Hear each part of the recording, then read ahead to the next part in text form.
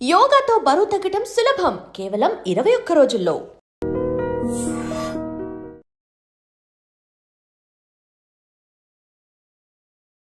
నమస్కారం, welcome to I dream. నేను మీ ఝాన్సీ. నరాల బలహీనతతో చాలామంది బాధపడుతుంటారు. అసలు ఈ నరాల బలహీనత ఎందుకు వస్తుంది, ఎవరెవరిలో వస్తుంది, వచ్చినప్పుడు తీసుకోవాల్సిన జాగ్రత్తలు ఏంటి, ఈ విషయాలన్నీ తెలుసుకుందాం. ప్రస్తుతం మనం 40 ఏళ్ల అపార అనుభవం కలిగిన ఆయుర్వేద వైద్యులు డాక్టర్ బాలకిషన్ గారి దగ్గర ఉన్నాము. నమస్కారం అండి. నమస్కారం. సార్, నరాల బలహీనత అనేది ఈ మధ్య కాలంలో చాలా ఎక్కువగా చూస్తున్నాము. అసలు రావడానికి కారణాలు ఏంటి, వచ్చినప్పుడు మనం ఎలాంటి జాగ్రత్తలు తీసుకోవాలి? మీరు అన్నట్టుగా నరాల జబ్బులు అనేటివి తరచుగా కనిపిస్తున్నాయి, వింటూ ఉన్నాం. నరాల వీక్నెస్ అని చెప్పేసి వాడుక భాషలో చెప్తూ ఉంటారు. అవును. సో మీరు చెప్పినట్టుగా చిన్న వయసు వారికి కూడా వస్తున్నాయి, అది గమనించవచ్చు. Elementary stage, it is below 10 years పిల్లలకు కూడా నరాల జబ్బు వస్తుంది. కారణాలు ఏంటి, తర్వాత దానికి కానీ ఎలాంటి జాగ్రత్తలు తీసుకోవాలి రాకుండా అడ్వాన్స్గా అనేది కూడా చూడాలి. ఫస్ట్ కారణాల వైపు వెళ్దాం. కారణాల వైపు వెళ్ళినట్లయితే మనకి ఆహారం, పుష్టికరమైనటువంటి ఆహారం తీసుకోవట్లేదు ఫస్ట్. ఓకే. అండ్ ఇంత పూర్వకాలంలో చిన్నపిల్లలకి పుట్టిన మరుక్షణం, శిశువు జన్మించిన మరుక్షణం నుంచి తలకి నూనె పెట్టేవాళ్ళు. నైట్ రాత్రి పడుకునే వరకు ఉదయం 5 గంటలకు పాపాయిలు వేసి రాత్రి 7ంటికి 8ంటికి పడుకునేవాళ్ళు. అప్పటి వరకు 10 నుండి 20 మార్లు తలకు నూనె పెట్టేవాళ్ళు, మంచి నువ్వుల నూనె పెట్టేవాళ్ళు. సో దానివల్ల శరీరంలో ఉన్న అన్ని నరాలు పట్టు చేయకూడదు. ఆ పట్టు జీవితకాలం ఉండేది. అందుకే పూర్వకాలంలో చాలా గట్టిగా ఉన్నారు, చాలా పుష్టిగా ఉన్నారు, అన్ని పనులు చేయగలిగారు, ఏమి అవ్వలే అని మనం అనుకుంటుంటాం.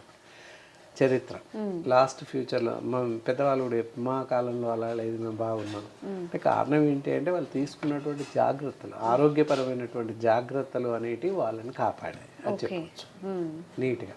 అంటే మనం ఎక్కడ తప్పు చేస్తున్నాం, పేరెంట్స్ మాత్రమే తప్పు చేస్తున్నారు. ఇది కారణాలు అడిగాం కదా, నూనె పెట్టలేకపోవడం ఒక తప్పు ఫస్ట్. అసలే నూనె పెట్టకపోవడం, చిన్నపిల్లలప్పుడు అంటే అయిపోయింది. ఎలిమెంటరీ స్టేజ్ 3-4 years 5 years వచ్చినాక కూడా ఇంకా నూనె పెట్టడం అనేది పూర్తిగా మానేసి అసలు నూనె పెట్టడం అంటే ఏంటి, నూనె పెడితే ఎంతసేపు ఉండాలి అని అడుగుతున్నారు. విచిత్రంగా అడుగుతున్నారు. అసలు నూనె అంటే ఏంటి అని అడిగే పరిస్థితి కూడా వచ్చింది ఈ మధ్యకాలం. కాబట్టి అలాంటి పరిస్థితి రావద్దు, తలెత్తొద్దు అంటే చిన్నపిల్లలకి ఎప్పటిలా ఒక 20 సార్లు నూనె పెడుతూ ఉండాలి. దానికి కాను మంచి ఇంకా పటిష్టంగా ఉండాలంటే హెయిర్ టానిక్ అని ఆయుర్వేదిక్ హర్బల్స్ తయారు చేసిన ఆయిల్స్ ఉన్నాయి. అలాంటి ఆయిల్స్ వాడుతున్నట్లయితే చిన్నపిల్లల నుంచి మొదలుకొని పెద్దవాళ్ళ వరకు కూడా ప్రయోజనం చేయకూడదు. సో ఇంకా ముందుకు వెళ్తే ఇంకేం కారణాలు ఉన్నాయి నరాల జబ్బులు రావడానికి అని చూస్తే దానికి కూడా తల్లిదండ్రులే కారణం అని చెప్పాలి. ఏంటంటే రోజుల పిల్లలు ఏడుస్తూ ఉంటారు. పిల్లలు ఏడుస్తూ ఉంటారు. ఏడుస్తూ ఉంటే ఇలా మొబైల్ తీసుకొని ఆన్ చేసి ఏదో మ్యూజిక్ పెట్టేసి శిశువు తల పక్కన పెట్టేస్తున్నారు. సో ఏదో మ్యూజిక్ వచ్చేసి పిల్లోడు ఏడుపు ఆపేస్తున్నాడు. అంతేకాని దీనివల్ల ఎలాంటి నష్టం ఉంది, మొబైల్ వల్ల ఎంత నష్టం చేకూరుతుంది అని ఆలోచన లేకపోయింది. తెలిసినప్పటికీ నిర్లక్ష్యం. ఏదో పిల్లోడు ఆపుతాడు ఏడపని చెప్పే జాసే తప్ప, ఆ థాటే తప్ప సెకండ్ థాట్ లేదు అక్కడ. అంటే జస్ట్ రోజులు నెలల పిల్లోడి నుంచి మొదలుకొని సెల్ ఫోన్ వాడికి అలవాటు చేస్తున్నాం. దానివల్ల సెంట్రల్ నర్వస్ సిస్టమ్ మొత్తం దెబ్బతింటుంది. కేంద్ర నాడీ మండలం అంటారు, అది దెబ్బతింటుంది. ఓకే. అది దెబ్బతినడం వల్ల శరీరంలో ఉన్న అన్ని నరాలు చచ్చుబడిపోయే అవకాశం ఉంది. ఇంత డ్యామేజ్ జరుగుతుంది. ఆ రేడియేషన్ ఎఫెక్ట్ అంతా కూడా మెదడు పైన పడిపోతుంది. ఇక్కడ సెంట్రల్ నర్వస్ సిస్టమ్ చాలా బాగా పనిచేస్తేనే ఒంట్లో ఉన్న నరాలన్నీ బాగా పనిచేయడానికి అవకాశం ఉంది.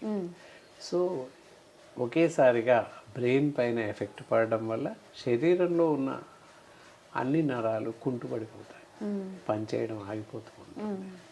సో అది ప్రధాన కారణం. అక్కడికే ఆపకుండా వాళ్ళు పిల్లలకి ఏడ్చినా లేకపోతే ఒక స్థాయి వచ్చాక తినకపోయినా ఏదైనా కూడా ఫోన్ అక్కడ పెట్టేసి ఏ ప్రోగ్రాము, ఏ కార్టూన్ ఫిల్మ్ పెట్టి ఇక్కడ కూర్చోబెట్టి లేదా పడుకోబెట్టి అది చూపిస్తూ తినిపిస్తుంటారు. సో దానివల్ల ఐస్ పైన ఎఫెక్ట్ పడుతుంది. ఇది ఈ విధంగా ఫోన్స్ని అగమ్యగోచరంగా అస్తవ్యస్తంగా వాడుతున్నారు. సో అది ఎంత మాత్రం సమంజసం కాదు. దానివల్ల పిల్లల యొక్క భవిష్యత్తు పూర్తి అంధకారమయంగా తల్లిదండ్రులే చేస్తున్నారని చెప్పచ్చు. కాబట్టి ఇకనైనా ఇప్పుడు ఈ కార్యక్రమం చూశాకైనా ఫాదర్ అండ్ మదర్స్ అది మిమ్మల్ని క్రిటిసైజ్ చేయడం అని కాదు, కానీ ఈ జాగ్రత్తలు తీసుకోవడం వల్ల భవిష్యత్తులో ఎదుగుతున్నటువంటి మనుషులకి ఇప్పటి శిశువులే రేపటి పౌరులు అని చెప్తాం. చిన్నపిల్లలే పెద్దవాళ్ళు, పెద్దవాళ్ళే పౌరులు. సో కాబట్టి ఈ జాగ్రత్తలు తీసుకున్నట్లయితే వాళ్లకు మరింత మంచి జీవితాన్ని ఇచ్చిన వాళ్ళు అవుతారు. కాబట్టి ఈ గమనికను ఆలకించి అవలంబించే ప్రయత్నం చేయండి. ఓకే, ఇలా ఈ విధంగా నరాల జబ్బులు వస్తాయని చెప్పచ్చు ప్రాథమికంగా. ఇకపోతే మరి మనం చేసే ఇంకా దురలవాట్లు ఏమున్నాయి, మనం ఇంకా దేని వల్ల ఏ కారణాల వల్ల వస్తాయి అని చెప్పి అతి ఎక్కువగా బరువులు ఎత్తడం, లేదా గబగబా మెట్లు దిగడం, వెళ్ళడం, ఎక్కడం, ఇలాంటి పరిగెట్టడం, అంటే అష్టవంకర్లుగా వెళ్ళడం, లేకపోతే ఇది చేయడం. తర్వాత దాంతోపాటుగా అసంబద్ధమైన ఆహారం తీసుకోవడం, ఏమాత్రం పుష్టికరమైన ఆహారం తీసుకోలేకపోవడం. ఓకే, ఎస్, ఏదో ఒకలాగా ఆహారం తినేయడం అంతే. అసంబద్ధమైన ఆహారం, తినకూడని ఆహారం తీసుకోవడం జరుగుతుంది. ఎంతసేపు పిజ్జాలు, బర్గర్లు, కేకులు, బేకరీ ఐటమ్స్, ఫాస్ట్ ఫుడ్ సెంటర్లో లభించేటటువంటి ఆహారం, నూడిల్స్ అవ్వచ్చు, ఫాస్ట్ ఫుడ్ సెంటర్లో రైస్, ఎవ్రీథింగ్ ఈజ్ దేర్. ఇవన్నీ తినడం విషం అనే చెప్పాలి తప్పనిసరిగా. విరుద్ధాహారం విషం అనే చెప్పచ్చు. ఫాస్ట్ ఫుడ్ సెంటర్లో లభించేటటువంటి నూడిల్స్ కానీ రైస్ వగైరా వగైరా తీసుకోవడం వల్ల క్యాన్సర్ మాత్రమే వస్తుంది. అందువల్ల దాంతోపాటుగా మెదడు అంటే సెంట్రల్ నర్వస్ సిస్టమ్ దెబ్బతినడానికి కూడా అవకాశాలు ఎక్కువగా ఉన్నాయి. కాబట్టి బయట ఆహారం తీసుకోకపోవడం శ్రేయస్కరం అని చెప్పచ్చు. డాక్టర్ గారు, ఆహారం గురించి మనం మాట్లాడుకుంటున్నాం కాబట్టి ఈ జంక్ ఫుడ్ తినకూడదని మీరు చెప్తున్నారు, బేకరీ ఐటమ్స్. మరి ఎలాంటి ఆహార పదార్థాలు మనం తీసుకుంటే ఈ నరాల బలహీనతని మనం తగ్గించుకోవచ్చు? ఇక్కడ నరాల పట్టు రావడం కోసం ఎక్కువగా పీచు పదార్థాలను ఆహారం. సపోజ్ ఎగ్జాంపుల్ చూసినట్లయితే వంకాయలు, బీరకాయలు, సోరకాయలు, పొట్లకాయలు, ఇవి ఎక్కువగా తీసుకోవడం. దానివల్ల కండరాలు, నరాలు బలిష్టంగా తయారయ్యే అవకాశం ఉంది ఆహారంలో, ఆహార వినియోగంలో. Okay, yes. నాన్ వెజిటేరియన్స్ అయినట్లయితే మటన్ పూర్తిగా మానేయడం ఎంతైనా శ్రేయస్కరం. మటన్, ఫ్రాన్స్, ఎండు చేపలు పూర్తిగా మానేయాల్సిన అవసరం ఉంటుంది. తినకూడదు. కూల్ డ్రింక్స్ కూడా ఇందాక చెప్పినట్టు శీతల పానీయాలు ఏవి కూడా తాగకూడదు, అవి పూర్తిగా మానేయాల్సిన అవసరం ఉంటుంది. అలాగే ప్యాకేజ్డ్ ఫుడ్, ఏదైతే ప్యాకేజ్డ్ ఫుడ్ ఉంటుందో అది తినకూడదు. ఈ రోజుల్లో ఉదయం నిద్ర లేసినప్పటి నుండే ఈరోజు రాత్రి పడుకునే ముందు రేపు ఉదయానికి బ్రేక్ఫాస్ట్ ఆర్డర్ ఇవ్వడం, లంచ్ ఆర్డర్ ఇవ్వడం, డిన్నర్ ఆర్డర్ ఇవ్వడం జరిగిపోతుంది. మనం లేవకముందే బ్రేక్ఫాస్ట్ వచ్చి ఉంటుంది. అలాంటివి తినకూడదు. Yes, packaged food should not eat. Pack చేయబడ్డ ఆహారం తినకూడదు.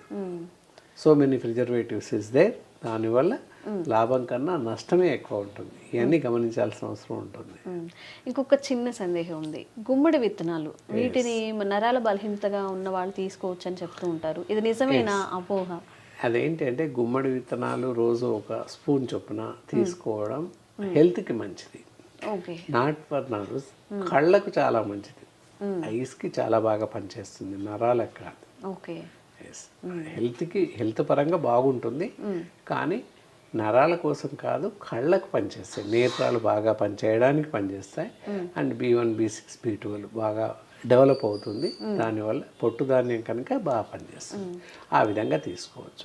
గుమ్మడి విత్తనాలు కానీ, రాచగుమ్మడి కూర కానీ చేసుకొని తినవచ్చు, హల్వా కానీ చేసుకొని తినవచ్చు. దానివల్ల ఏంటంటే బ్రెయిన్ షార్ప్గా పనిచేస్తుంది. సో ఇండైరెక్ట్లీ నరాలు కూడా పట్టు బాగా, జ్ఞాపక శక్తి బాగా డెవలప్ అవుతుంది, కళ్ళు బాగా పనిచేస్తాయి. విత్తనాలే కాకుండా గుమ్మడి డైరెక్ట్గా తినేసేయచ్చు. There is no problem at all. అంటే మనకి రెండు రకాల గుమ్మడికాయలు దొరుకుతూ ఉంటాయి. ఒకటి దిష్టి కోసం అని ఎక్కువగా యూజ్ చేస్తుంటారు, ఒకటి కూర గుమ్మడికాయ. ఏవి కూర గుమ్మడికాయ తీసుకోవడం వల్ల ఇవన్నీ ప్రయోజనాలు ఉంటాయి.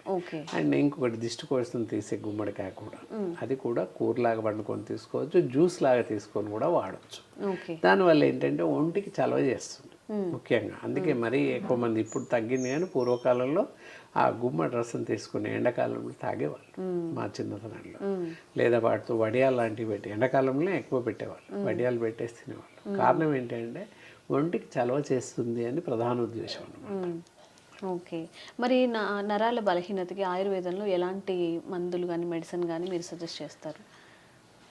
ఓకే, ఇంత మన నరాల జబ్బులకి లక్షణాలు ఎలా ఉంటాయి అని చూసినట్లయితే, మరీ సివియర్ కండిషన్స్లో చేయి పట్టుకోలేకపోవడం, ఈవెన్ పెన్సిల్ కూడా, స్పూన్ కూడా పట్టుకోలేని పరిస్థితి ఏర్పడడం సంభవిస్తుంటుంది.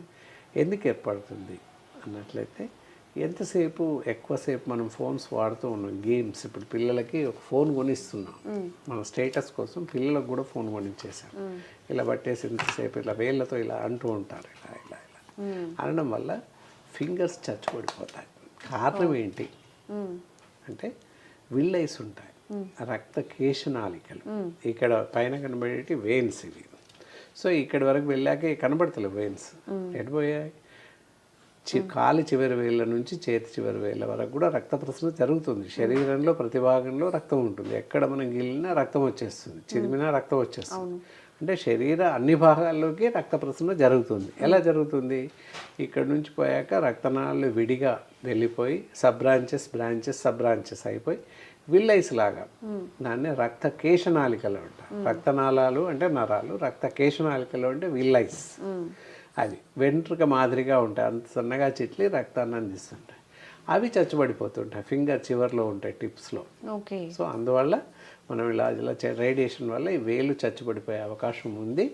కాబట్టి పిల్లలకి దయచేసి ఫోన్ ఇవ్వకండి, దానివల్ల అత్యంత ప్రమాదం. మీరు కూడా చాలా జాగ్రత్తగా వాడండి. ఫోన్లో గేమ్స్ ఆడకుండా ఫోన్లో మాట్లాడండి, అంతే తప్ప. ఫోన్ వాడడం కూడా ఈచ్ అండ్ ఎవ్రీ పర్సన్, ఏ మనిషి అయినా కూడా పర్ డే టోటల్ దినంలో 20 నిమిషాలకు మించి ఫోన్ వాడకూడదు. అప్పుడు గోయింగ్ అవ్వచ్చు, ఇన్కమింగ్ ఏదైనా అవ్వచ్చు, 20 నిమిషాలు దాటకుండా వాడాలి ఫోన్. అంతకు మించి వాడకూడదు. అది బెస్ట్ ఆర్డర్ అన్నమాట. ఇవి మనం చేయాల్సినటువంటి జాగ్రత్తలు. ఈ విధంగా ప్రికాషన్స్ తీసుకుంటే మనం కొంతవరకు మనని మనం ప్రొవోక్ చేసుకొని బాగుపడవచ్చు. నరాల జబ్బులు పెరగకుండా రాకుండా కాపాడుకోవచ్చు. ఓకే. ఒకవేళ వచ్చాక ఇందాక చెప్పినట్లు నడుస్తూ తూలి పడిపోవడం, తిమ్మిర్లు ఎక్కువగా వచ్చి నడవలేకపోవడం, ఇలాంటివన్నీ కూడా న్యూరలాజికల్ డిజార్డర్సే. దానివల్ల కొన్ని సందర్భాల్లో ఫేస్ ఇలా ఊగిపోతూ రావడం, మాట తడబడుతూ రావడం, ఇవన్నీ కూడా న్యూరలాజికల్ డిజార్డర్సే. రకరకాలుగా ఉంటాయి. కళ్ళు రెప్ప ఊరికే పడిపోవడం, ఇవన్నీ కూడా న్యూరలాజికల్ డిజార్డర్స్. మాట తడబాటుగా రావడం, తత్తరపాటుగా రావడం, ఇవన్నీ ప్రతిదీ కూడా ఇవన్నీ కూడా న్యూరలాజికల్ డిజార్డర్స్, డిఫరెంట్ వేస్ అనమాట. పెరాలిసిస్ మరీ భారీగా చూసినట్లయితే పెరాలిసిస్ అందరికీ తెలుసు, పక్షవాతం. సో ఇది కూడా నరాలు జబ్బే. ఇవన్నీ ఎందుకు వస్తాయి? ఇంకో కారణం ఉంది. ఇవన్నీ రావడానికి స్థూలకాయం, బీపీ, హైపర్ టెన్షన్, బీపీ, ఇది కూడా ప్రధాన కారణమే. ఏంటి? బీపీ, రక్తపోటు అధికంగా ఉన్న పరిస్థితుల్లో స్ట్రోక్ వచ్చే అవకాశం ఉంది. బ్రెయిన్ స్ట్రోక్ అంటారు దాన్ని. హై బీపీ ఉన్నట్లయితే, రక్తపోటు అధికంగా ఉన్నట్లయితే బ్రెయిన్ స్ట్రోక్ రావడానికి అవకాశం ఉంది.